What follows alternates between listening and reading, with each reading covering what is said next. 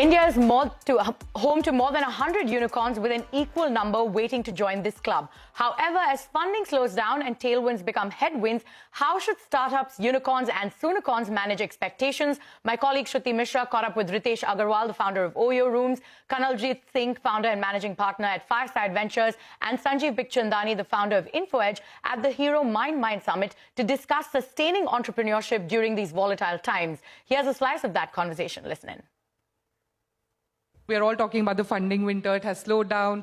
VCs, angel investors, private equity players have all shifted their focus from, beyond valuations to generating strong cash flows, really strong fundamentals. I want to know what conversations you're having with your portfolio companies right now. Has anything changed? Conversations we have and we are having have never changed, because we have always said the same thing. For a while, it looked like we were saying the wrong thing. But now it looks like we were always saying the right thing. And we've always said, when every round, we would say, assume this is your last round, market may correct. If you don't get the next round, what's your plan B? Can you get to profit? And we have always maintained that the customer's money is better than the investor's money. Because if you're getting the customer's money and you're getting it at a price that's higher than your cost, chances are you have a viable business so long as you can get enough customers. Right? And if you're getting the customer's money, then the investor's money will almost certainly follow, should you need it and want it. Right? Because investors love to invest behind businesses that are getting customers. Right? On the other hand, if you get the investor's money first, it is not necessary that the customer's money will follow. Because the customer is very discerning. The customer will only buy you a second time if it worked for him the first time. Right? Whereas getting the investor's money is often about impressing two young MBAs across the table with your PowerPoint. And, if you're getting investor's money, it may just be a PowerPoint working, but if you're getting the customer's money, your product and your business model is working. Yeah? So yes. That's what we always said, and we maintain that. And you've always been a strong believer in the power of the balance sheet. Kanwal, coming back to something that you mentioned about building lasting businesses. Clearly, there is immense potential. We've got interesting ideas. Now the ecosystem is favorable. We've got so many VCs, which we didn't have a decade back, perhaps. But what's holding back? We're not quite there. To me, it is going back to fundamentals. If you can get your foundations right, if you can get the basics right, and that basics honestly are not rocket science. The other thing which I personally feel, and I mentioned to you before this panel that I have a contrarian view. I personally genuinely believe that this whole race to unicorn is a complete waste of time. Yeah, and now Decacorn also. We've got Decacorn also. Any con. I think if you can get today if you see the sustained companies which have been around for 15, 20 years, I mean, take Naukri.com itself, but I'm saying look at the companies like Marico, look at the companies like Wipro. I mean, they have built tremendous value, which has been ahead of any benchmark you would take in the industry. But they got their basics right, they got the foundations in place. So why does that not apply to the venture investing world? And honestly, one of the, again, contrarian view is you raise so much money in the race for becoming a unicorn that it dilutes the entire cap table, including the founders, to a level when the only option left for you is to continue to chase growth and valuation again and again and again.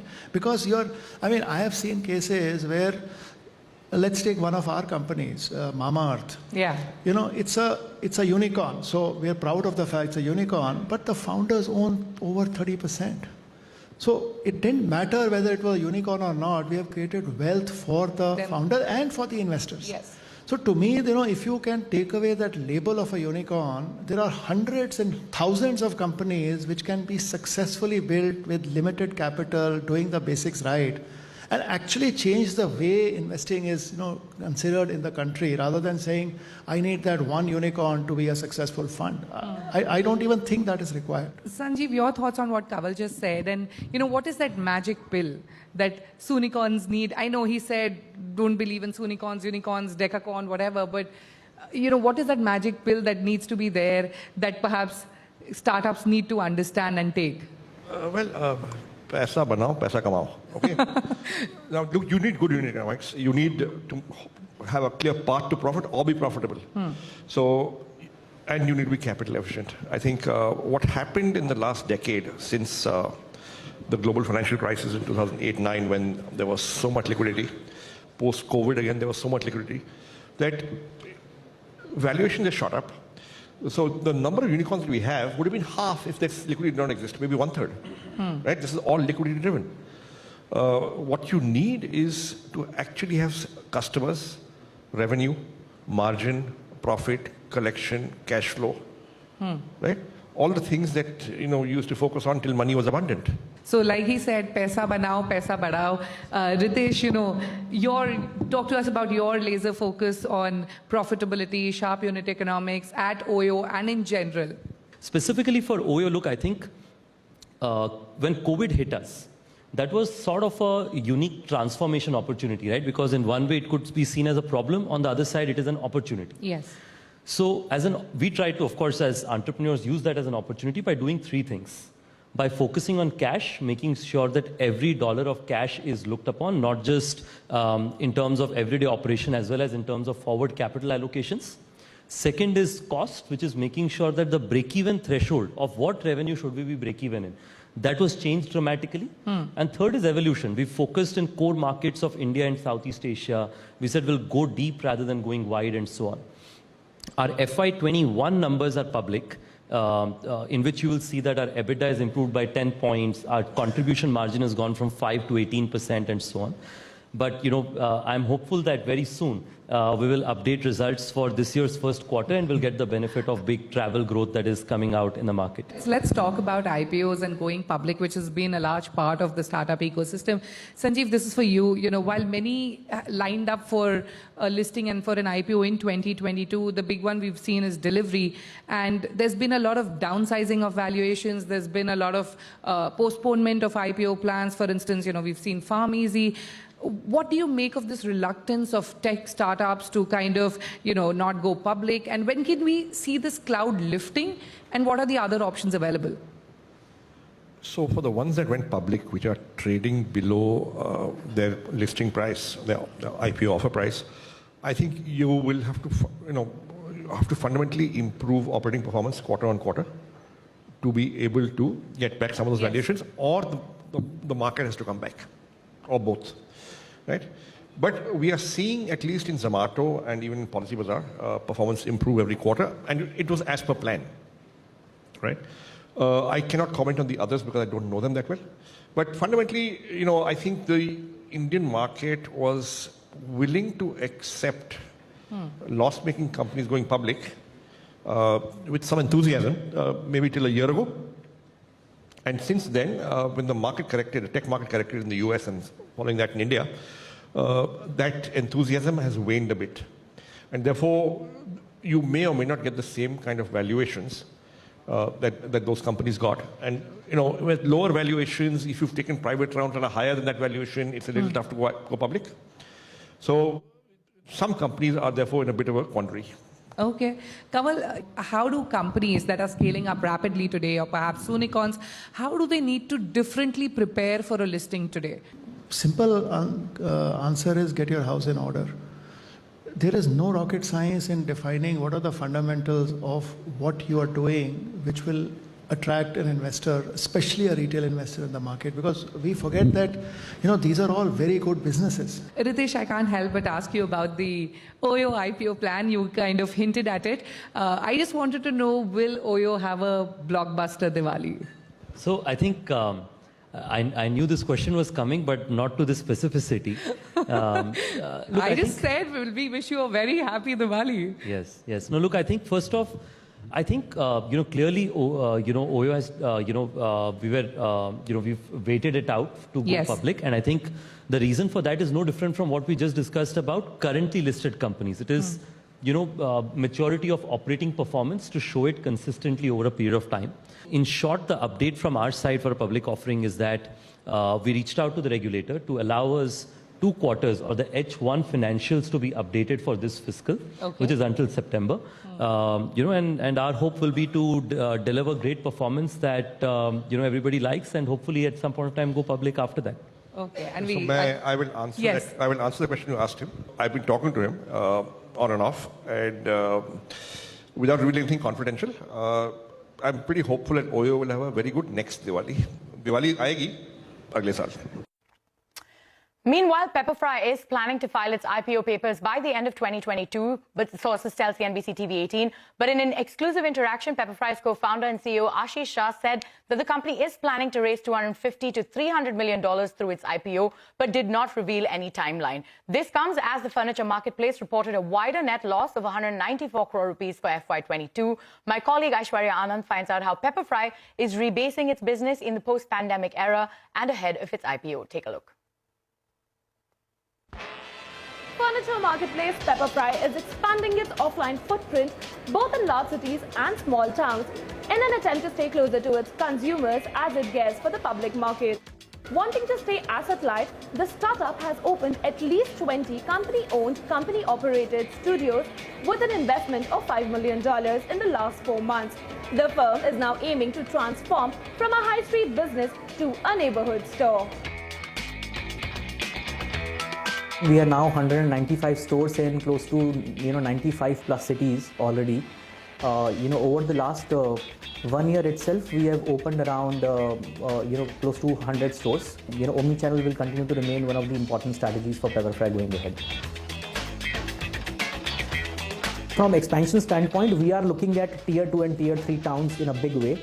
To give you some idea, the last 100 stores that I'm talking about, 12 of them were opened in Northeast. You will also see us opening, our second or third stores in tier 1 towns like Indore. Indore, my third store is coming up. Patna, my fourth store is coming up. Jammu, we are opening our second store. Coimbatore, we are opening our third store. So therefore, there is a lot of interest coming in from these towns, and therefore our expansion is, heading towards tier 1, tier 2, tier 3 towns. The reason being, there are no strong national players who are present in these small towns. The e-commerce furniture and home goods company is currently offering customers a diverse selection of over 120,000 SKUs. Pepperfry also recently acquired interior designing startup Brandmaker to carry out commercial interior designing projects. We have close to 5 million visits that happen on the platform every month. From get-go, from the day we started our business, we have always talked about great variety and great price as our single largest proposition, right? And we continue to execute to that. I have 18,000 different types of furniture pieces to choose from. They are available in various colors thereon. We would like to have share in every area where furniture is being sold today, right? And therefore, the acquiring of Brandmaker is to actually get into the fit out space. We want to do furniture for restaurants, cafeterias, small hotels, offices, etc. Selling furniture to Government of India through various departments. We would look at exporting furniture to many more countries. So that these are other areas that we are interested in, and we will get into really soon. Pepperfry has also been piloting its 24-hour delivery service called Pepcart. The in-house delivery platform provides first and last mile logistics services to its consumers. Now, to enable this quick delivery, the startup has set up manufacturing units across Mumbai, Delhi and Bengaluru, servicing over 10,000 pin codes. Pepperfry's financial performance has not been impressive in FY 2022, as its losses widened by 83% with an average growth in operating income. It primarily earns revenue from the commission on the goods and articles sold through its marketplace and offline stores. This income grew 14% to Rs 224.5 crore in FY 2022. In terms of my online and offline business mix, with the expansion of Omnichannel, significant expansion over the last 1 year, Omnichannel is now around 45 to 48% of my overall business. We believe that every store that we opened pre-April is now going to show big results in the month of October, November, December, and therefore, fingers crossed, looking at a big season months going ahead for us. Despite the losses, the company is all set to hit the public market soon and is planning to file its DRHP with SEBI by the end of 2022. I am in a silent period right now, so not talking about IPO and timelines, etc. But we are looking to raise around $250 to $300 million, through the IPO. You will see us launching many new features for our customers in the times to come. features that would allow them to sit at their home and make large ticket size purchases without actually even going to a store. The pandemic has given an impetus to the online furniture market. Earlier, the space was dominated by horizontal players such as Amazon and Flipkart, but now the focus has shifted to vertical platforms such as Pepperfry, Urban Ladder, among others. With the rise in digitization, online channel sales and urbanization in metros and tier 1 cities, India's online furniture and home market is projected to touch $40 billion in size in the next 5 years as per a Redseer report. The online furniture category will also witness a 3x growth in shoppers in the next 5 years, along with a 1.8x growth in annual spending per shopper. It is also estimated that the furniture market will largely be governed by the marketplace model. With camera person Saroj Singh, Aishwarya Anand for CNBC-TV18. On that note, it is time for us to head into a short break. But coming up next, the festive season is right around the corner and e-commerce majors are all readying themselves for it. We check in with Misho on their plans for the festive season. A special report on the other side. Stay tuned.